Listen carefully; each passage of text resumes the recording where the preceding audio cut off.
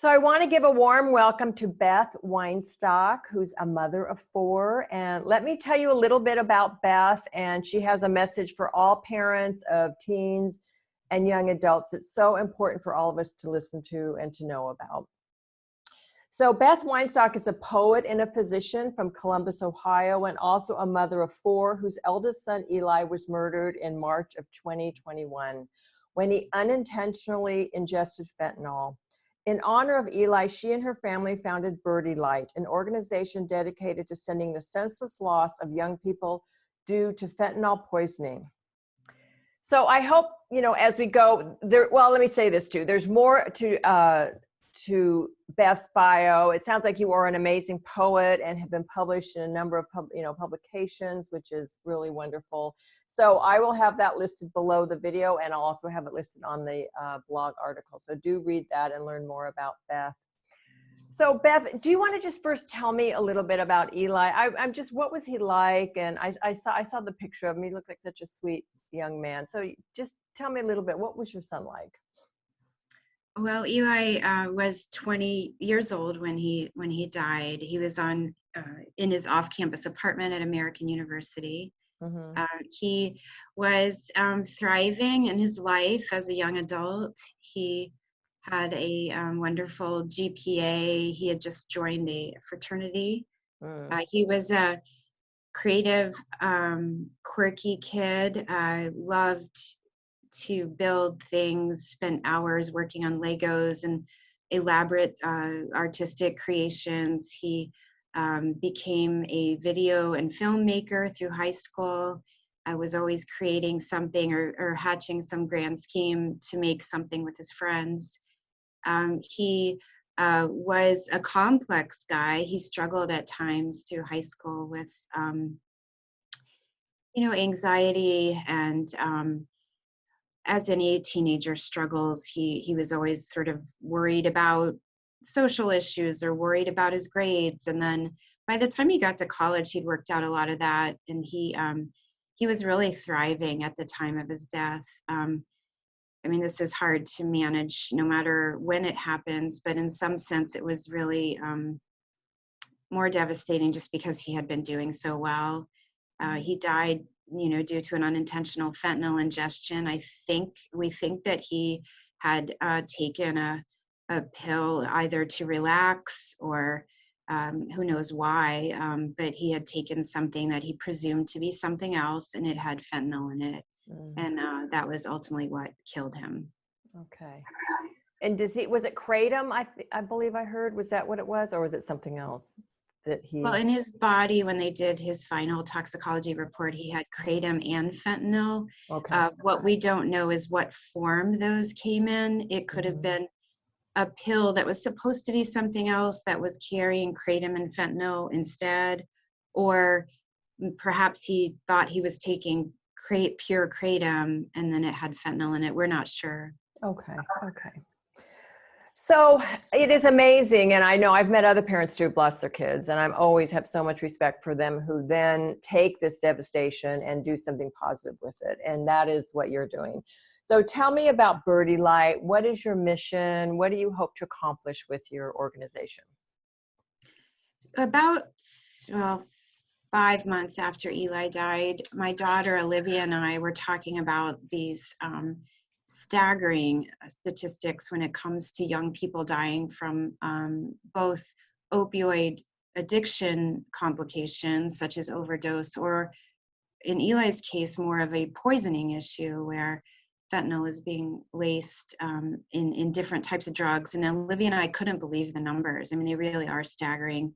And we thought, what's not being done about this? And we really looked at it closely and realized that one niche that really needs more support is education for high school and college students who are essentially often unaware of where fentanyl can be found. And we brainstormed on what we could do about it. And we thought we were sort of perfectly positioned to make a difference in the sense that I have my medical background.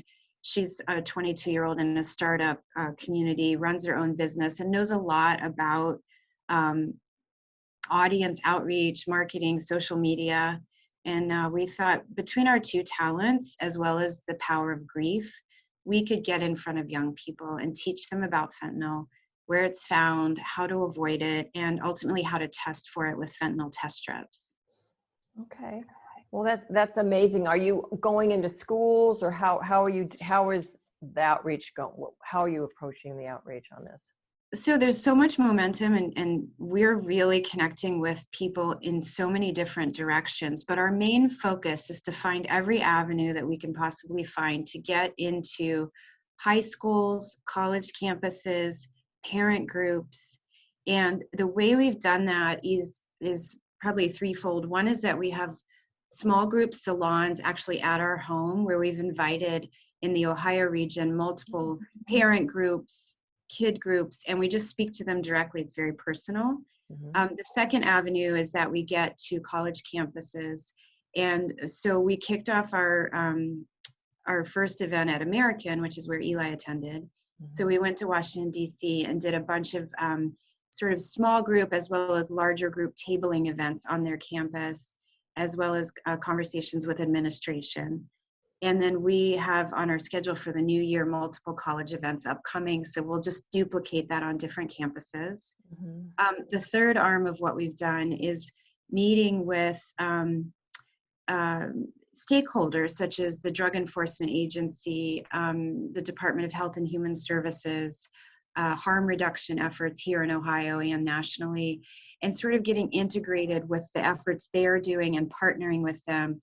For example, if a harm reduction organization is passing out Narcan here in Ohio, we would collaborate with them to also bring our knowledge and fentanyl test strips to an event that they're going to, so that we can also educate young people. That's wonderful, amazing. And I know it's so needed. I know the numbers are staggering, and it's just tragic, really, to see what's going on. So if somebody wanted to, that was not in your realm, that you had not, interacted with, how could they get the test strips? If it just, like say I'm out in California, so say a California person wanted to get these test strips, how would that happen? Well, there's two answers. One is that our preference always, particularly when we're talking to young adults, is to pass them out with education.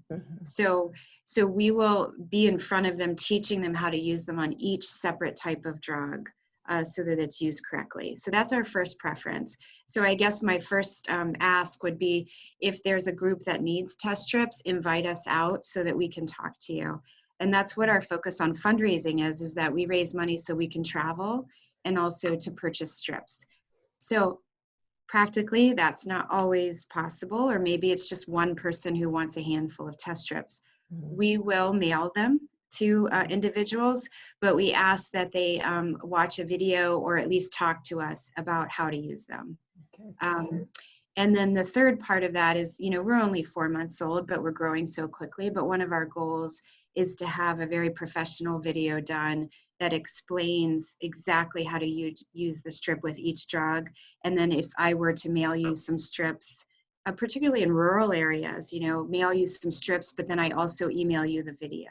And so that's our goal. We haven't gotten to the professional video yet, just because we're so new.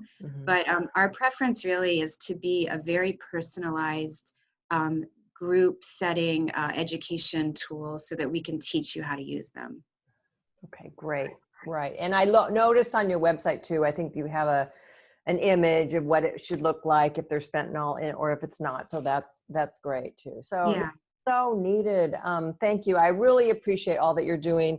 So Beth, what other final words that you would have to share with parents who have teens or young adults, and it sounds like in your case, as in many cases, your child seems to be doing just fine. All of a sudden you get this horrible call. So yeah, what other things could you say, or final thoughts for parents along those lines? Well, for parents particularly, I think the most important thing I've learned is that a lot of parents think of fentanyl as something that's found in heroin, and it's often the dark places that we don't think about with our children when it comes to, my 16-year-old doesn't use heroin, so why do I need to worry about this?